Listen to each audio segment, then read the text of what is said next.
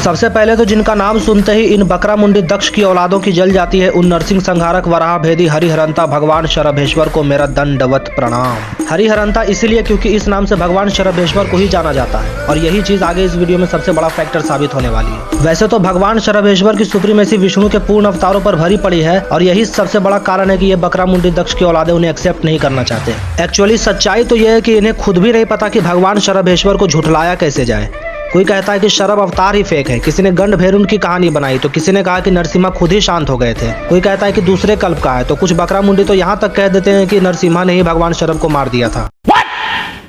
मतलब ये लोग खुद ही कंफ्यूज हैं कि कौन सा एक्सक्यूज दिया जाए। सच बता रहा हूँ, वो दिन दूर नहीं जब ये लोग अपने बाप को भी फेक कहना शुरू कर देंगे, क्योंकि उनका मेंशन बोरीसी में नहीं होगा।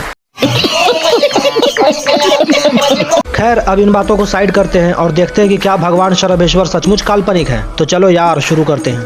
Okay.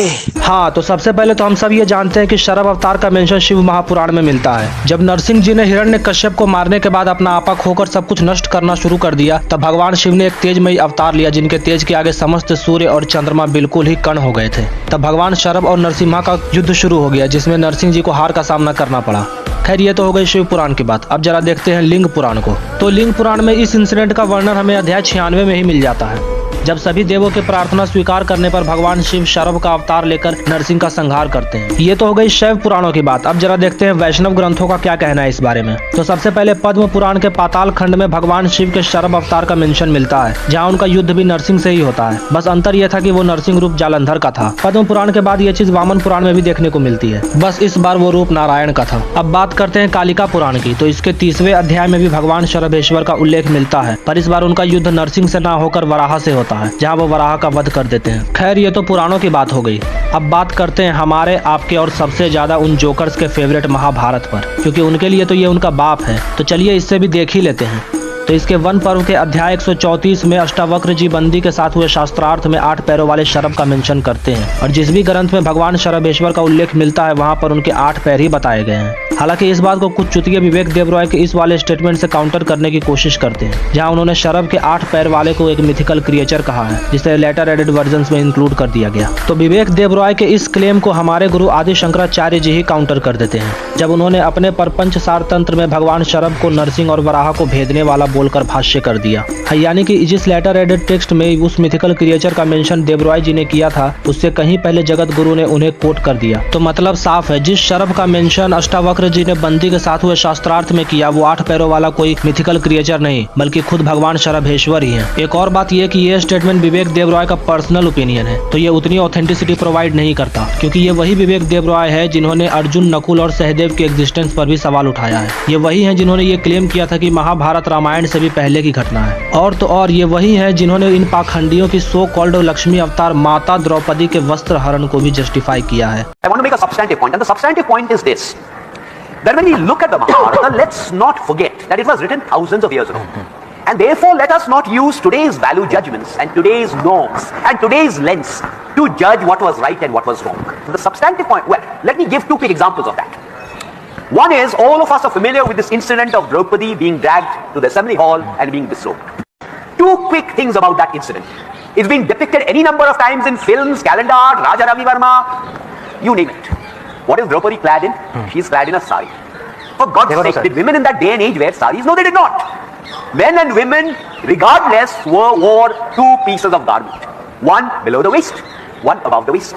Except that people who were servants were not entitled to wear that upper garment.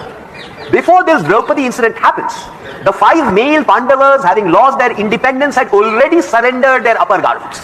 It is after that that the Draupadi incident happened. तो अगर विवेक देवराय की वो बात मानोगे, तो भाई ये बात भी मानो।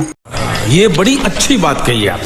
इन सब के बाद कुछ तो ये वाला रेफरेंस दिखाकर कहते हैं कि शरभ तो असुर है। तो उनके लिए पहली बात तो ये कि यहाँ कोई शरभ के 8 पैर नहीं है और ना ही इसे किसी का संहारक बताया गया है। तो ऐसी बकचोदियां बंद करें, वरना कहने को तो मैं भी कह दूं कि जिस शरभ को ये लोग असुर बोल रहे हैं वो कोई और नहीं बल्कि नारायण ही है, क्योंकि उनके सहस्त्र नाम में भी शरभ आता है। पर मैं ऐसा करूंगा नहीं, क्योंकि हरिवंश पुराण में ही लिखा है कि जो नाम विष्णु के हैं वो सारे नाम महादेव के ही है। तो महाभारत से भी ये साबित होता है कि शरभ अवतार रियल है। खैर, अगर महाभारत में ये नहीं भी होता तो भी कोई फर्क नहीं पड़ता, क्योंकि उससे भी इम्पोर्टेंट इम्पोर्टेंट वेद और उपनिषद हैं और भगवान शरभेश्वर को डेडिकेटेड एक पूर्ण उपनिषद है जो कि शरभ उपनिषद के नाम से जाना जाता है। और ये तो श्रुति प्रमाण है जिसे हमारे जगत गुरु ने भी कोट किया है, तो इस पर ना तो कोई कल्प भेद काम करेगा और इसे कोई फेक भी नहीं बोल सकता। और इस उपनिषद में उन्होंने नरसिंह को तो मारा ही, उनके साथ साथ वराहा, कूर्मा, मत्स्य और वामन को भी मार दिया था और इस कारण से उनका एक नाम हरिहरंता भी पड़ गया, अर्थात हरि को हरने वाला। और अब आते हैं सबसे सुप्रीम प्रूफ पर, यानी कि वेदों पर। तो वेदों में भी भगवान शरभेश्वर का उल्लेख है जहाँ पर उन्हें फिर से हरिहरंता के नाम से बुलाया गया है और ये नाम भगवान शरभेश्वर के अलावे और किसी का नहीं। तो अगर इस पे किसी बकरा मुंडी को डाउट है तो वो ये दिखा दे कि इस नाम से शरभेश्वर स्वामी को छोड़कर किसी और को बुलाया गया हो। वैसे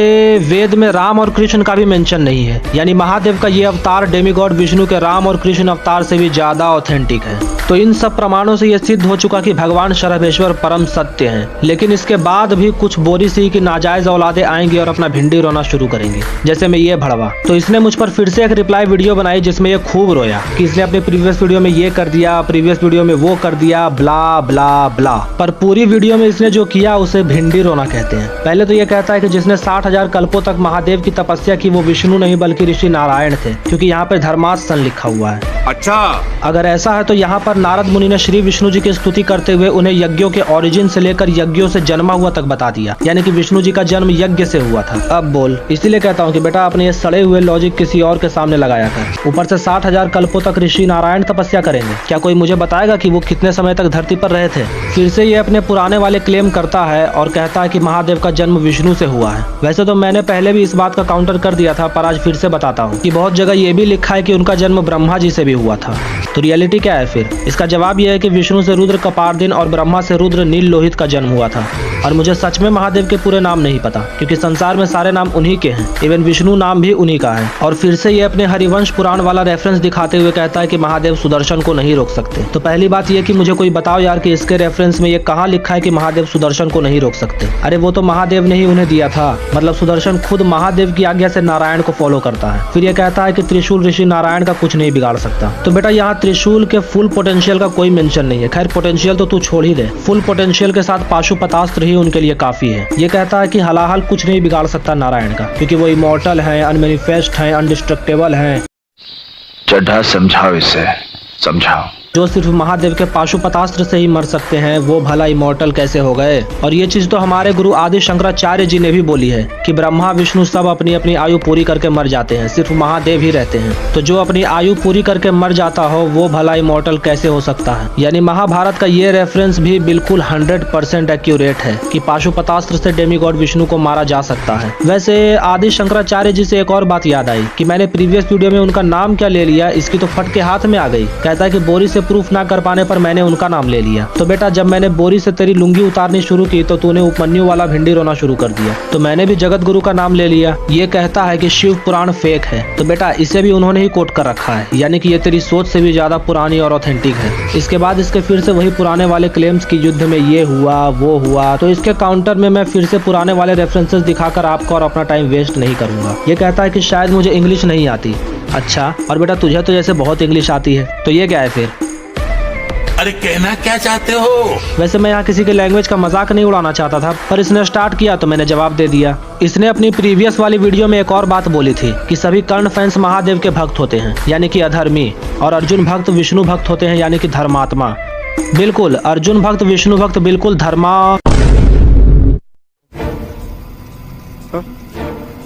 तो देख लिया आप लोगों ने कितने बड़े धर्मात्मा होते हैं ये बकरा मुंडी, जो सभी शिव भक्तों का सर तन से जुदा करने के नारे लगा रहे हैं, क्योंकि इन्हें नारायण राष्ट्र चाहिए। इनका आचार्य वो भड़वाचार्य भी बिल्कुल ऐसा ही था। खैर इन लोगों से उम्मीद भी क्या की जा सकती है। वैसे इस खेल में मुझे भी बहुत मजा आ रहा है। तो बस यार आज के लिए बस इतना ही। आगे इन बकरा मुंडियों की ठुकाई तो चलती ही रहेगी। मिलते हैं नेक्स्ट वीडियो में, तब तक के लिए हर हर महादेव, शिव शिव।